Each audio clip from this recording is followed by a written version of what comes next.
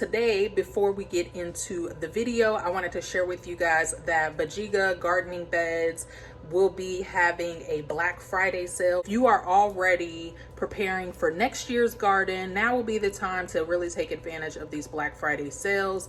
I am going to leave all the information below for you guys to take advantage.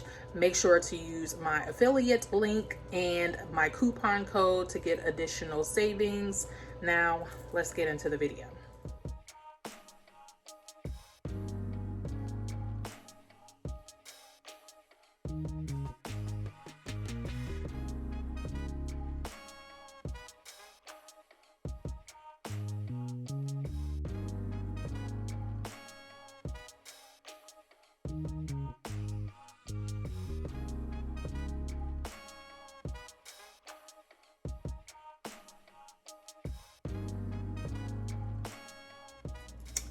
What's up, you guys? Welcome back to my channel. My name is Ashley. For those who are new here, hello and welcome. And for all of my returning subscribers, hang. I could probably stand to take that off. Yes. Anyways, so I am in the kitchen today. I have been cutting up and getting ready to preserve some of my squash that I had. This is the Tromboncino squash that I allowed to harden and winter over. Some of the skin was beginning to, like, I don't think it was degrading, but it was just doing something funny and it made me nervous. So I was like, let me go on ahead and process this. So what I plan to do here is take the chunks that I just cut up and I will put these in freezer bags. I just need to look up real quick whether or not I need to blanch this before I do that. So I can like pop this in soups and stuff later on. Also, what I have going on here are all of the mini pumpkins and this one squash or acorn squash here that I will be using these guys for desserts for Thanksgiving. And then I'm gonna take the larger round areas, and instead of cubing these up because it's a little bit more difficult to peel, I'm gonna roast these in the oven with this with a little bit of salt and pepper. And yeah.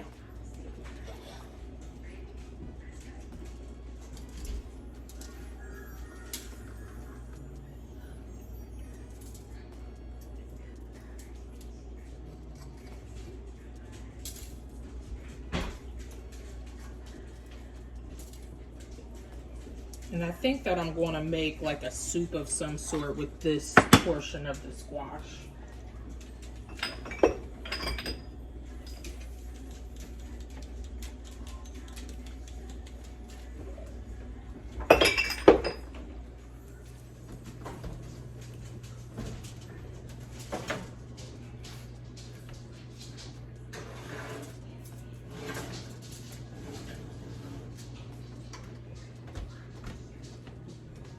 All right, I have my oven set for 350. I'm just gonna let that go until I think it's good and ready.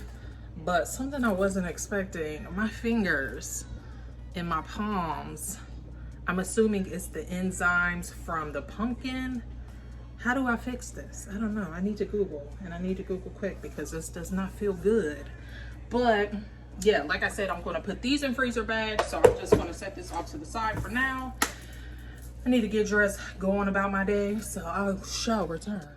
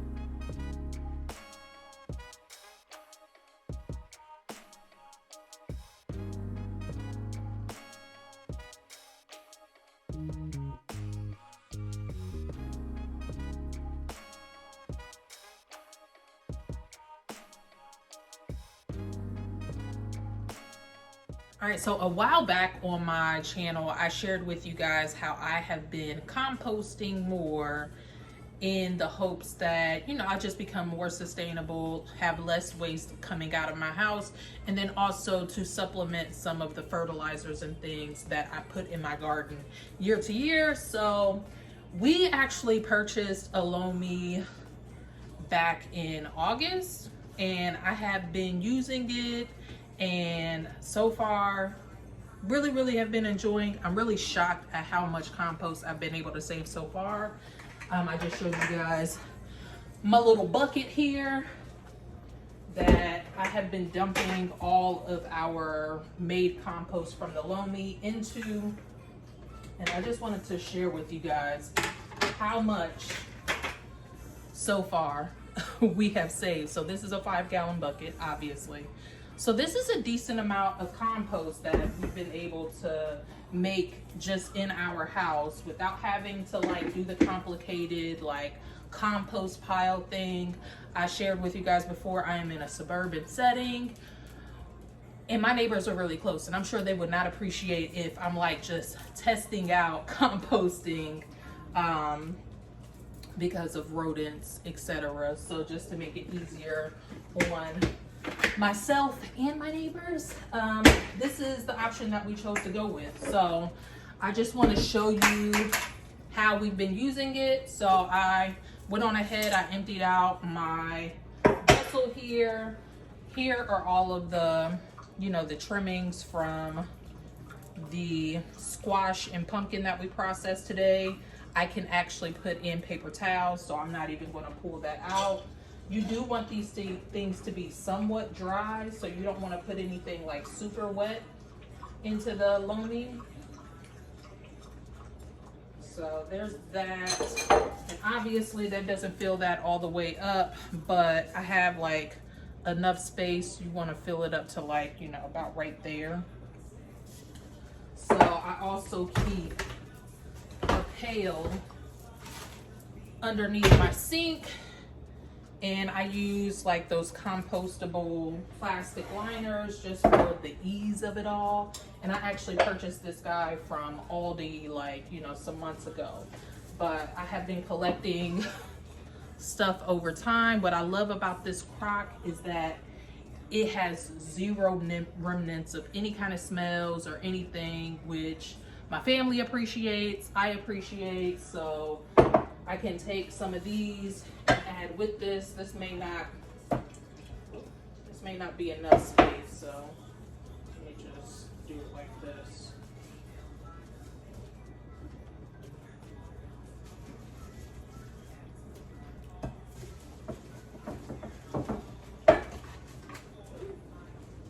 It's juicy down in there, so I don't want to just dump this over. Sometimes I'll put the plastic bag in there. You can technically put it in there, but I find that it doesn't break down fully. It kind of just gets stringy in the mix, and so typically I'll just take the plastic liner and just go on ahead and dump it in my trash. I know that it'll still break down in the landfill, so I'm pleased with that. So this is everything in there. It is a little full, and I want to say that this mix is a little wet, so I'll go on ahead and show you how I, you know, situate that situation. All right, so you just open the lid here, drop this guy down in here,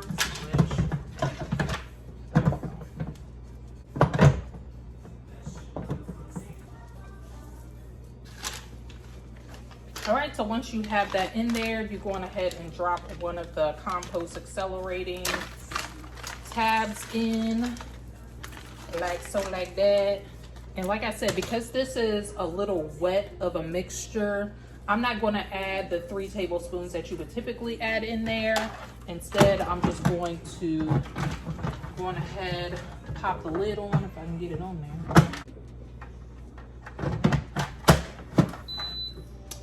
All right, so now that we have the lid on, I'm just going to straighten this out on my countertop here so I don't have to move it around again. Reposition you guys. So there are 3 modes here. There's the grow mode, there's the fast mode, and then the Loamy approved, Because this mixture is so wet, I'm actually going to try to dry it out a little bit first. So I'm just going to hit the second mode here, and it really is that simple. So once this dries out a little bit, to preserve some of the organisms in the compost, I typically go with the grow mode. The grow mode takes anywhere between 19 to 24 hours to process. However, with this fast mode, I want to say it's like 3 or 4 hours. It kind of dries out the mix a little bit just so it's not so soupy. I'm looking a busted mess in this daggone video. I apologize.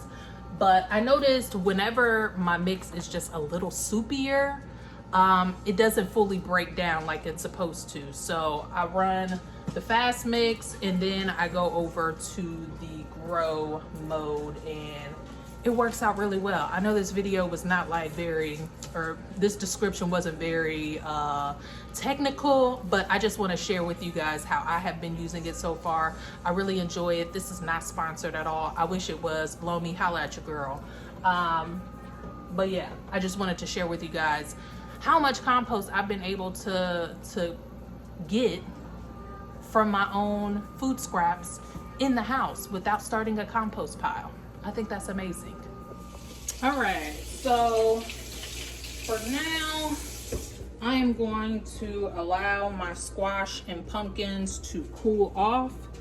That way I can go on ahead and put my pumpkin puree that I plan to, like, you know, mash up, mix up, whatever. I'm going to put those in Ziploc baggies because I will be making some pumpkin cheesecake pies out of those. And then my squash, I think, what do I want to do?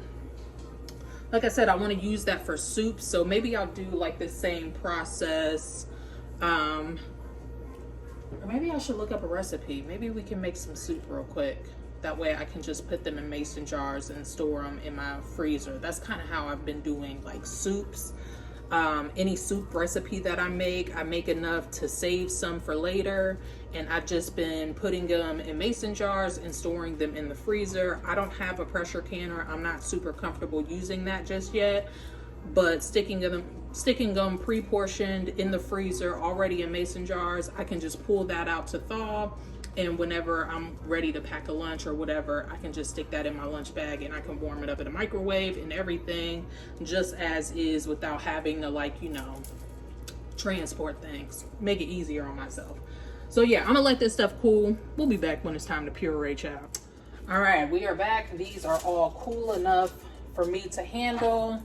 I got my bowl here. This is where I'm gonna put all of the pumpkin puree for right now. Yeah, I think that's what I want to do. All right, so let's just grab a spoon here. Maybe you guys actually want to see what I do. This is my first time ever doing this, so, you know, I'm no expert here, but I'm assuming it really is as simple as just scooping it out away from the skin. Maybe I can peel the skin too. Okay, let's scoop.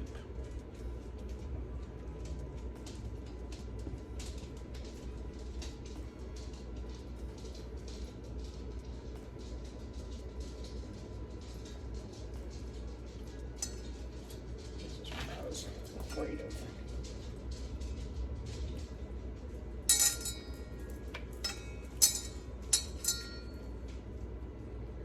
I should probably have gloves on because of what happened to my hands earlier, but I think I should be all right.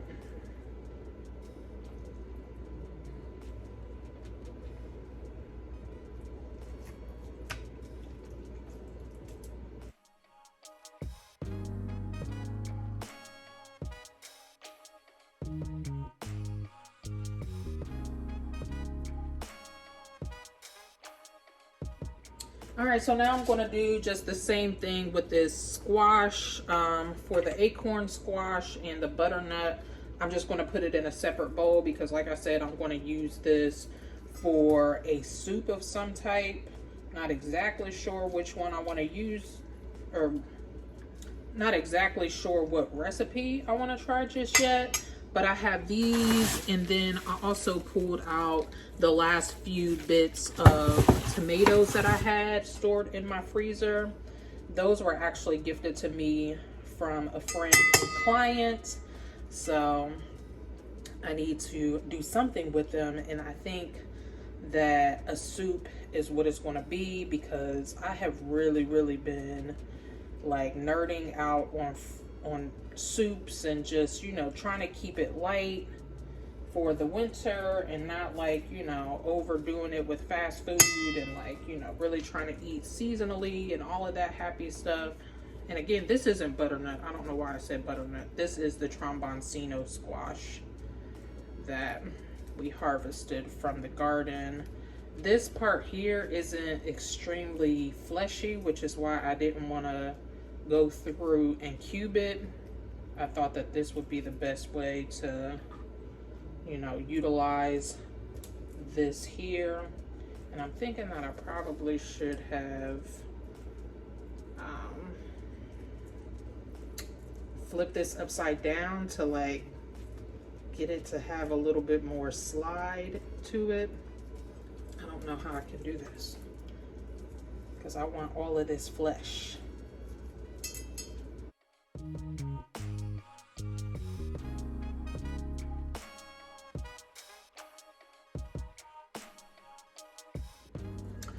All right, so I think that is all that I'm going to share with you guys today on this video, but I did go on ahead and put the tromboncino, the cube tromboncino squash down in my deep freezer. This is my pumpkin here that again I will be using for my pumpkin pies, and then this squash and these tomatoes will be used to make some sort of soup that I'll probably make tomorrow actually, because those tomatoes aren't going to be thawed out fully today. So yeah, one last thing that I want to share. I have been trying to be more diligent as far as my seed saving is concerned. Sorry for like, you know, I don't know why I keep on walking away like you guys can hear me clear. Anyways, I did go on ahead and save some seeds here. So this is the pumpkin, and then this is from the acorn squash, the tromboncino squash. The seeds, I don't know, they look like they had broken down some, so I didn't think that they would do well to save. So I still have some from the seed packet that I originally purchased, so I'm good there. And then I also made some spaghetti squash earlier this week. So I have been saving mad squash seeds because I have that huge trellis out there, and I feel like I did not use it to its full capacity this past season. So next season, I really want to focus on growing more winter squashes on that trellis because that's what it's there for. So yeah, that's the last thing. Again, definitely check for the links down in the description below for the veggie beds. Trying to think if there's anything else. Definitely be on the lookout if you guys want me to share the recipe for this pumpkin cheesecake pie that I make. I made it like now the past 2 years, and it was a hit in the house, and it's super easy. So if you guys want to see that, let me know. We need to do more videos in the kitchen. It's been a while. So hopefully you guys enjoyed. If you did, please make sure that you subscribe, stick around, hit the like. Let me know what else you guys want to see. And until the next time, I wish you all health, wealth, and prosperity. Peace out.